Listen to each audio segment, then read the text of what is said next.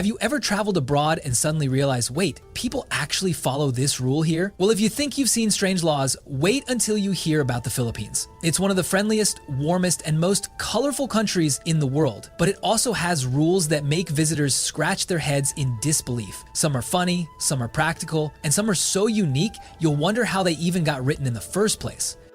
If you're interested in this topic, hit the like button, subscribe, and type interested in the comments, and I will give you a heart.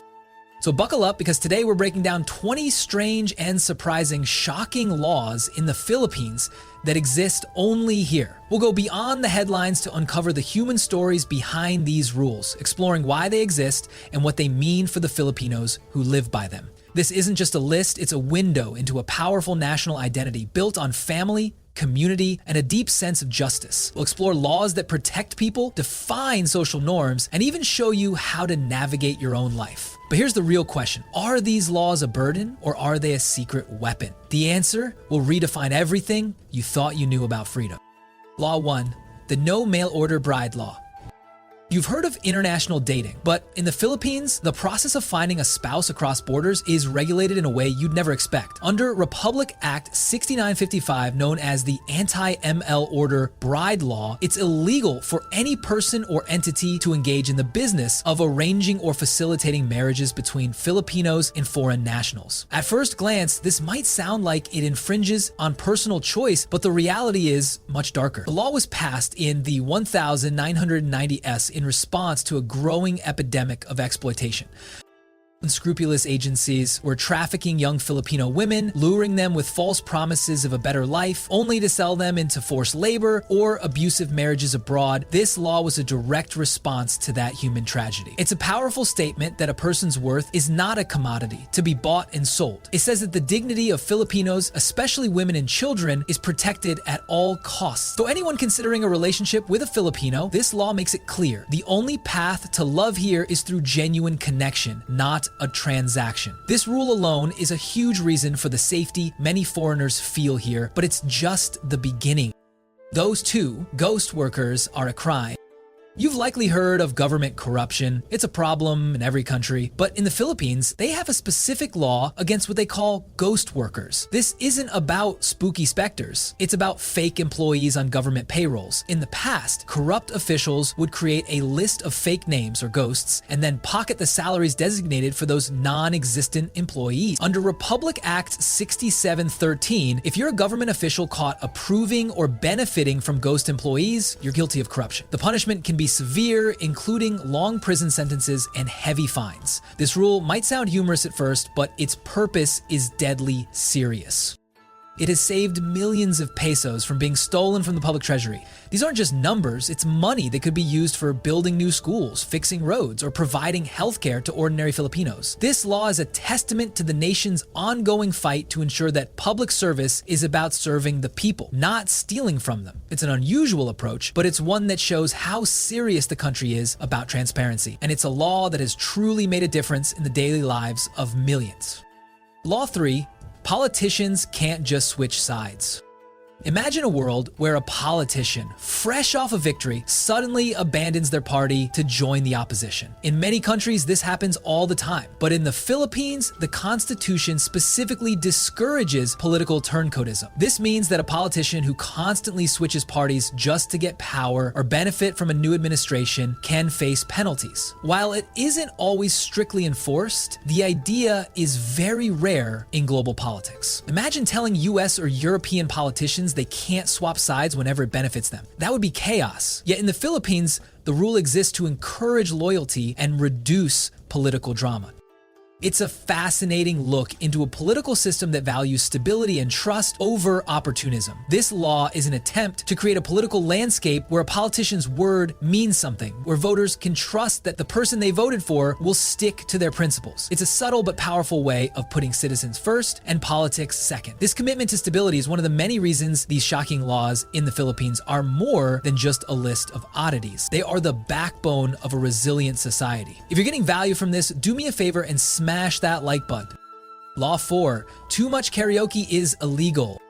Everyone knows Filipinos love karaoke. It's not just a pastime, it's a cultural cornerstone, a way to celebrate, mourn, and just relax. But sing too loudly or too late, and the law might come knocking. Local ordinances often forbid loud singing after 10 p.m. because karaoke parties have a history of sparking fights, even fatal ones. The most famous example is the My Way killings, where people were killed for singing Frank Sinatra's hit song out of tune. For outsiders, the idea of karaoke being regulated sounds absurd. It feels like an infringement on personal fun. But in the Philippines, it's about balancing the love of music with peace and order in crowded neighborhoods. It's a law born of necessity, a way to prevent disputes and keep communities safe. It highlights a key difference in values. While in some places individual freedom is paramount, here community harmony often takes precedence. It's a law that says your fun should never come at the expense of your neighbor's peace. But Law 5, sharing crime scene stuff online.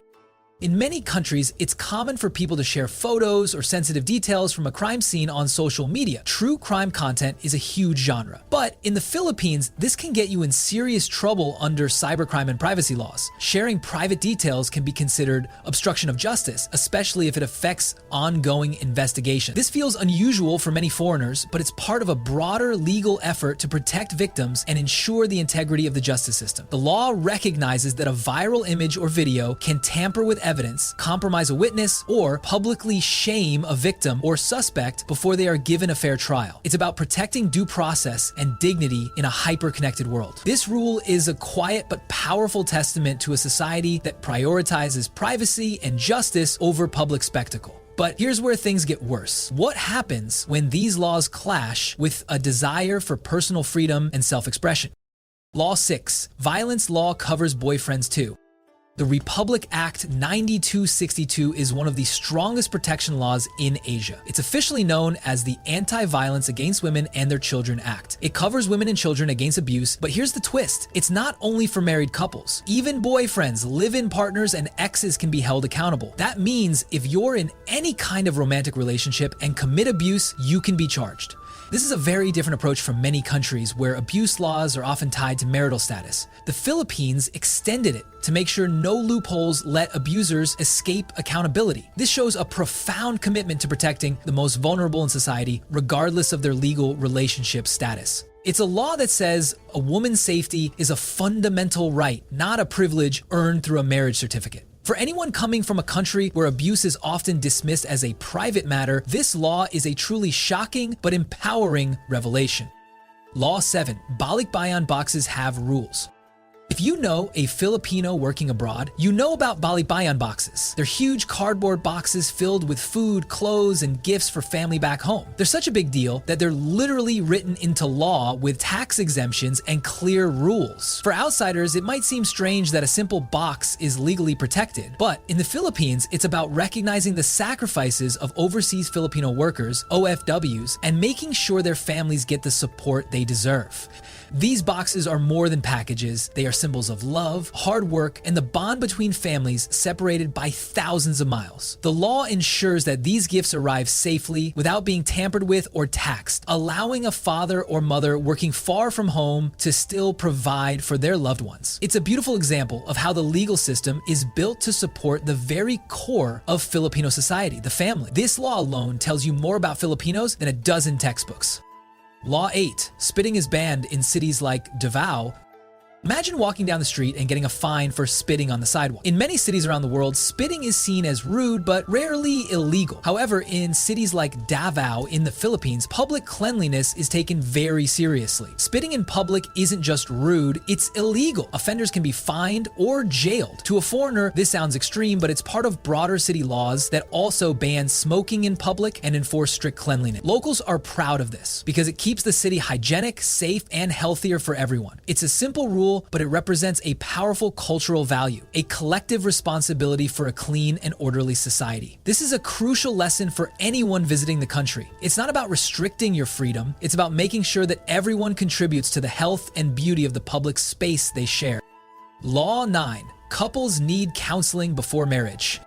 Thinking of tying the knot in the Philippines? Be ready for mandatory pre-marriage counseling. In many areas, especially Catholic towns, couples have to attend sessions about family responsibility and communication before they're granted a license. Some foreigners might see this as unnecessary or intrusive, a bit of a government overreach. But for Filipinos, it's about strengthening marriages before they even begin. The law is designed to help couples understand the responsibilities of family life, to build a strong foundation, and to reduce the likelihood of divorce or separation down the road. It's a proactive approach to social stability. It shows how the legal system is often intertwined with cultural and religious values, a stark contrast to many Western countries where marriage is purely a legal contract. This law is about protecting the sanctity of the family unit, which is the cornerstone of Filipino society.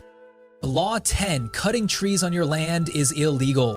In many parts of the world, owning land means you have total control over what you do on it. You can build, you can tear down, and you can cut trees. But in the Philippines, even if you own the land, you can't just cut down a tree without permission from the Department of Environment and Natural Resources. Special species like Nara and mahogany are protected by law. To a foreigner, this is surprising. But here, the government prioritizes environmental protection, especially since deforestation has been a huge issue in the past. Owning land doesn't mean nature belongs to you, it belongs to everyone. This law teaches a profound lesson about stewardship. It's a clear example of how the country's legal framework is designed to protect natural resources for future generations. This isn't just a rule, it's an ethical and moral stance that shows how much the country values its natural beauty. Law 11, curfews for adults too. In most countries, curfews are something you only hear about for teenagers. But in the Philippines, things can be very different. During dangerous times, emergencies, or when crime is high, even full-grown adults can be stopped by the police for being outside too late. Checkpoints are set up. IDs are checked, and sometimes violators are even brought to the barangay hall for questioning. Tourists often find it shocking that just walking outside at night could lead to being questioned by officers. But locals see it as an extra layer of protection during unstable times. It's a measure that prioritizes public safety over personal convenience. This law highlights a collective approach to security, a shared responsibility where citizens and the state work together to maintain peace. While it might feel like a restriction of freedom, for many Filipinos, it's a small price to pay for a safer community. Law 12, domestic helpers have full rights. Public Act 10,361, also called the Domestic Workers Act or Batas Kasamay, is one of the strongest protections for household helpers in Asia. It ensures fair pay, mandatory rest days, health insurance, and even social security benefits. This is very different from many countries where helpers are unregulated and often exploited. In the Philippines, being a domestic helper is treated as a proper job with dignity. Foreigners are often surprised to learn that you can't just hire a maid casually. You need to comply with labor rights, contracts, and government rules. This law reflects a core Filipino value, the dignity of all labor. It is a powerful example of how the legal system is used to uplift and protect a vulnerable segment of the workforce. It's a law that says every person, regardless of their job, deserves respect and fair treatment. If you want to keep getting this kind of insight, please subscribe to the channel and hit that notification bell. We're just getting started. Law 13, you need a permit to use a loudspeaker. Want to host a rally, lead a parade, or even blast music at your neighborhood party? You can't just pick up a megaphone and start shouting. In the Philippines, you need a special permit from the local government to use loudspeakers in public. This surprises foreigners from countries with open, free speech traditions where anyone can stand on a corner with a mic. Here, it's not about silencing people, it's about keeping noise controlled, especially in crowded neighborhoods where sound easily spreads. This law is a practical way to manage public spaces and ensure that one person's right to speak doesn't infringe on 1,000 others' right to peace and quiet. It's a pragmatic approach that shows how the country balances personal expression with community harmony. Law 14, Barangay Protection Orders. Instead of rushing straight to court, Filipinos can go to their barangay for help first. A barangay protection order works like a mini restraining order and can be issued quickly by local officials. This system is often used in cases of domestic disputes or harassment, giving protection without the heavy process of filing in higher courts. For foreigners, it's surprising to see how much power local village leaders have over conflict resolution. It's a system of grassroots justice in action designed to keep peace right at the community level. It's a quick, efficient way to resolve conflicts and prevent them from escalating. This law is an amazing example of how trust and community bonds are a key part of the legal process in the Philippines. But there's a final twist. What if these laws, so seemingly focused on internal harmony, hide a much darker truth about the challenges of living here? Law 15, no helmet, no gas. In some provinces of the Philippines, gas stations strictly enforce a unique rule: no helmet, no motorcycle fuel. If you ride up to the pump without a helmet, or sometimes without proper registration papers, the attendant won't sell you gas. This rule was introduced to reduce motorcycle crimes and accidents. Since many offenders used unregistered bikes without safety gear, to a foreigner, it feels bizarre. Imagine being refused service at a gas station just because you don't have your helmet with you. But for locals, it's a practical way to encourage road safety and discourage illegal use of motorbikes. This is one of the shocking laws in the Philippines that truly shows a nation's commitment to public safety. It's a simple rule that has a massive impact on the daily lives of millions of riders. Law 16, catcalling is a crime.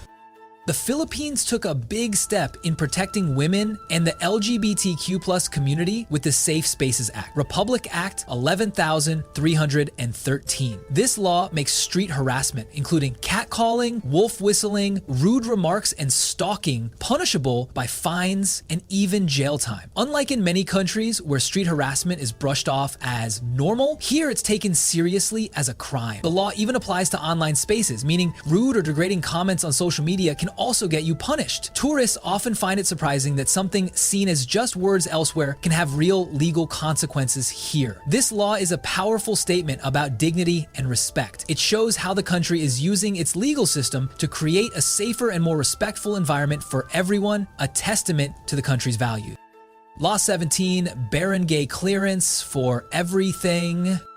Thinking of applying for a job, renting an apartment, or starting a small business in the Philippines, one of the first things you'll be asked for is a barangay clearance. This is an official certificate from your village office proving you're a good resident with no trouble on record. Foreigners are often stunned at how central barangays are to everyday life. They're not just small neighborhood offices, they're gatekeepers to many opportunities. It's a system built on community accountability, but it can feel strange if you're used to dealing only with national agencies. This is one of the shocking laws in the Philippines that perfectly illustrates how deeply community-oriented the legal system is. It's about building trust and ensuring that people are held accountable at the local level. Law 18, foreigners can't own land. The anti-dummy law makes it very clear. Foreigners are not allowed to own land in the Philippines. Even if you've lived in the country for decades, you can't outright buy a house in your own name. Some try to bypass this by putting property under a local partner's name, but that's illegal and risky. Expats are often shocked, especially if they come from countries where foreigners can easily invest in real estate. While foreigners can own condos or long-term leases, full land ownership is strictly reserved for Filipinos. This law is a powerful statement of national sovereignty. It ensures that the land, the most fundamental resource of the nation, remains in the hands of the Filipino people. It's a rule that says, this is our home, and it's a profound reflection of the country's deep-rooted sense of national identity. Law 19. Smoking is banned in many outdoor spots. Lighting up a cigarette outdoors? Better be careful. Under Republic Act 8749, smoking is banned in many open-air places like sidewalks, parks, and even some beaches unless there's a designated smoking area nearby. Many visitors expect that smoking outdoors is always allowed, but in the Philippines, this rule is part of the push for a healthier, smoke-free society. Tourists often find themselves surprised when they get fined just for lighting up in what they thought was an open space. This law shows a collective commitment to public health that is rare to find. It's a law that says your personal habit should not harm the health of others. It's a testament to the country's values and its commitment to creating a healthier future for all Filipinos. Law 20, online trolling can get you jailed. In many countries, trolling is just seen as internet annoyance. But in the Philippines, the Cybercrime Prevention Act of 2012 treats online harassment, cyberbullying, and spreading fake news as actual crimes. That means nasty comments, impersonation, or online defamation can get you fined or even jailed. It's part of the country's effort to make the online world safer, especially since Filipinos are among the world's heaviest social media users. Foreigners are often stunned. What they thought was just a joke online could actually land them in court. This law is a powerful response to the darker side of the internet. It shows a nation that is taking online safety seriously. It's a law that says online dignity and respect are just as important as they are in the real world.